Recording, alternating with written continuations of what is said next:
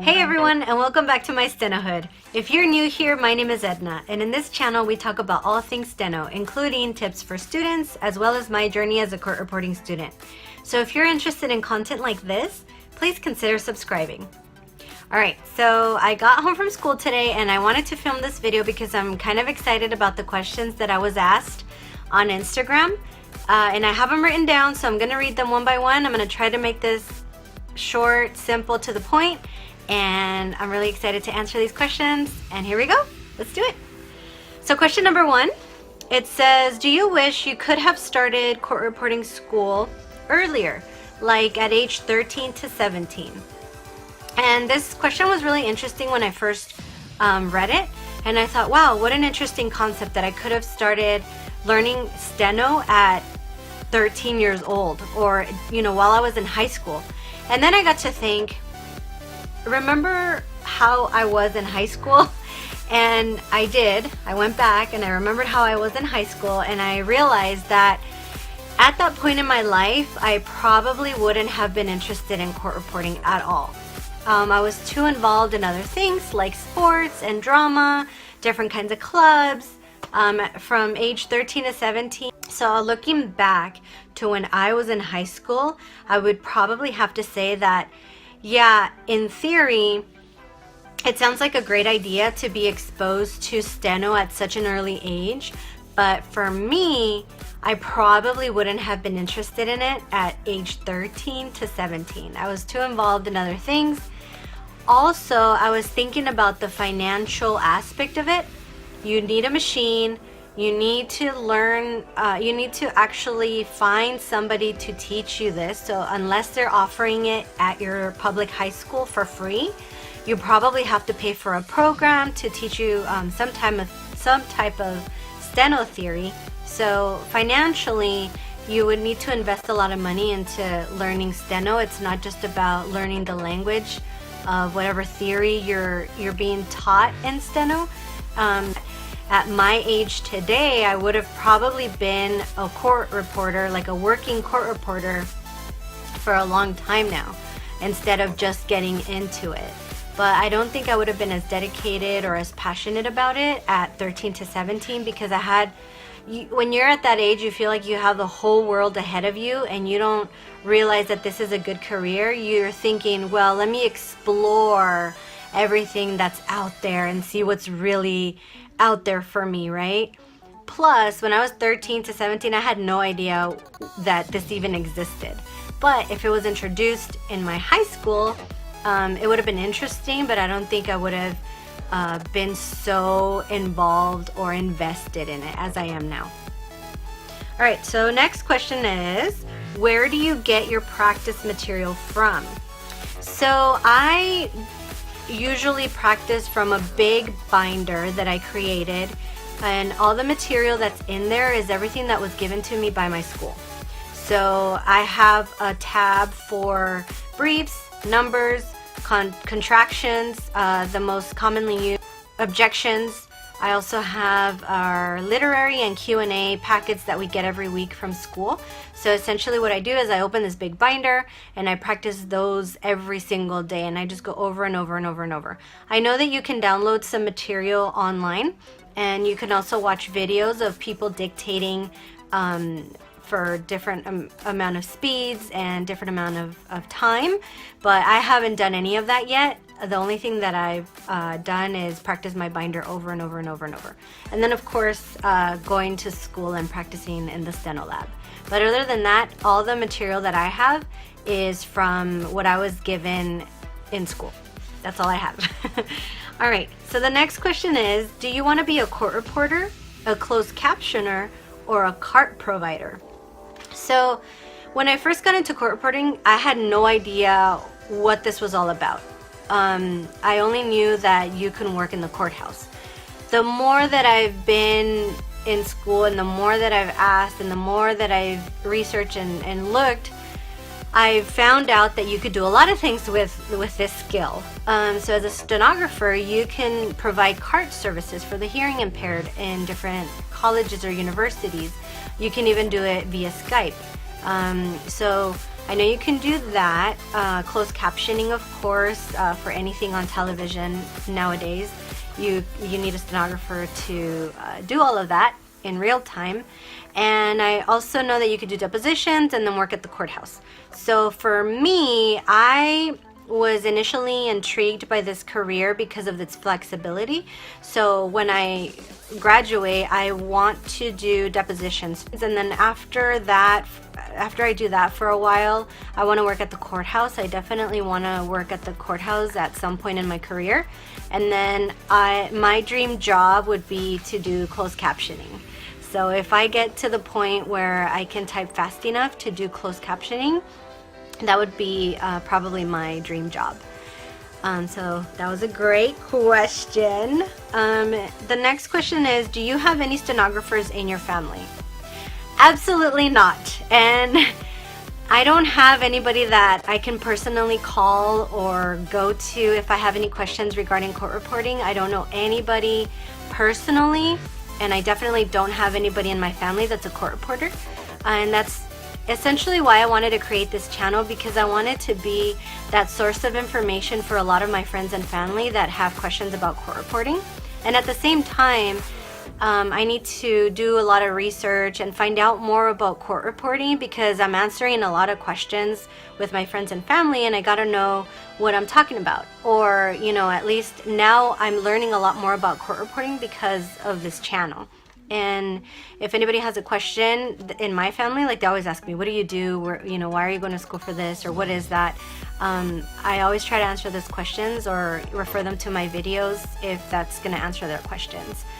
So I have nobody to go to, but that's why I created this channel, and I'm excited about it, and I love it. And I'm eager to share as much as I can about court reporting. And that's why I'm trying to upload as many videos as I can and expose our career as much as I can, so that my friends and family can see what this is all about.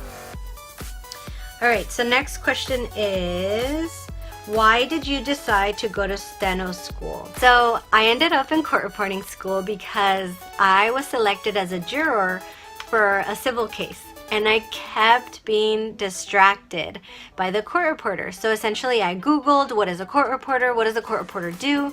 And I found a school nearby. I went, asked a lot of questions, got information, and I signed up right away. So that's pretty much how I ended up in court reporting school, is because I saw one when I was in the courthouse serving as a juror, and I was intrigued. And the more I've learned about it, and the more as the years have gone by, as time has gone by, I've loved it so much more than I ever thought I would. But that's how I ended up in school. All right. So the next question is, what is your favorite part about school? So my favorite part about school has changed over time. When I first started school, it was being in the Steno lab, because I felt like it was a stress reliever, that I could go in and just type and forget about all the stress and problems that I had in my life. But as time has gone by, my favorite part about school right now is my instructors.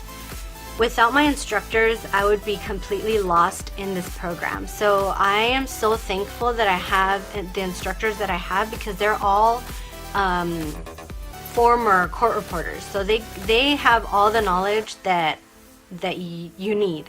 I asked them so many questions, and I'm so thankful that I've learned so much from them just by asking them questions and having the exposure and the accessibility to just ask them whatever I want, and they answer it, and they give me so many examples, and they help me out so much. So that to me is my favorite part about school right now, is having accessibility to my instructors and having them explain, what can you expect when you graduate, or we're teaching you how to do this because of whatever reason, and then they explain that to me, and I appreciate that so much. It's so invaluable to me to have exposure to my instructions, to my instructors, and be able to ask them whatever question I want whenever I want. And that's my favorite part about it, because like I mentioned before, I have nobody else to ask questions to. If I'm wondering, like, hey, when I'm a court reporter, can I expect this or that or that? Like, I don't have anybody, so my instructors are my number one resource. All right, so last question is the best tip that you ever received for getting rid of hesitating while writing. So the first time that I experienced hesitation was during a test, and this is when I was trying to pass my 90 words per minute. I hesitated on a word, and I ended up failing the entire test just because I hesitated on one word. And slowly I've been able to get over that. But what happened is I hesitated on the word, and then I thought, oh my god, I don't remember how to type this. And then obviously the instructor's not going to stop dictating the test, so they kept talking, and I kept getting stressed out, like, oh my god, I'm not typing the rest, I'm missing every word that's being said, oh my goodness, I'm gonna fail my test. And of course I did fail my test. And so that was the first time that I experienced something so horrible as hesitating, to the extreme that that little hesitation made me fail my test. And over time, I've been learning little tricks to get over this, because it got to the point where for a whole month I couldn't pass a test, because I would get so scared that that was going to happen to me again. So when I would hesitate on a word, I would freeze, and then that was it. Like, I couldn't get myself to move my fingers to type the next word. And I kept hearing the words, and I just couldn't type them, and I didn't know why. Like, why was I getting so nervous? Why was I freaking out? To the point that I was failing my test. So over time, I finally, it's all in your head. And I talked to a lot of students in school, and I would ask them, like, do you guys get nervous? Like, what do you guys do during a test?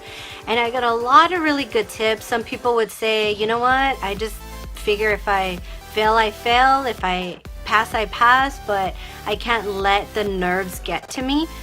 But everybody has what works for them. Like, you have to find what works for you. I got another tip which I thought was really good, because when you're in a test, you have to be so focused.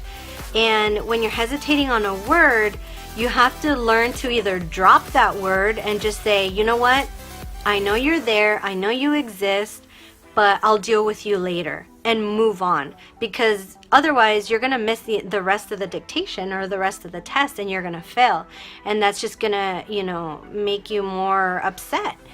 So one of the tips that I got that still plays in my head is from one of the students. She said that one of her yoga instructors told her, when you're trying to focus, don't think about all the other things that you have going on in your life, like bills or kids or responsibilities, obligations, or all these other things, external things that you can't control in the moment. You're in this classroom for 5 minutes, and all that matters in those 5 minutes is what you're hearing, and then you gotta write it down no matter what. So I finally got to the point where, yeah, that was playing in the back of my head, but it's like, how do I deal with this? So now I don't hesitate so much on words. I just learned to either drop them or be okay with me misstroking the word. And then later on, I'm like, I'll figure out what I meant to write later on. So I feel like that was a good tip. Don't worry about writing the perfect stroke in the moment, at least for a test. Don't worry about, writing the perfect stroke. It's like, get half of the stroke or get a mush of the stroke, but get something down and then move on, and be okay with that. You have to be okay with that. I know you want to get perfect notes. I know you want to be able to go back and transcribe and know exactly what you wrote, but you'd be surprised how many times you can decipher the mush that you wrote. And the more I did that, the more that I was like, I'm okay with that. Even if I write it sloppy, when I go back and read it back, I'm pretty sure I can figure out what word that was in context. And the more I did it, the more comfortable I was. Like, if I misstroked a word because I hesitated, like, it's fine. So I hope that helped. But anyway, that's the last of the questions. Thank you guys for sending me questions via Instagram. And thanks for watching. I'll see you next time.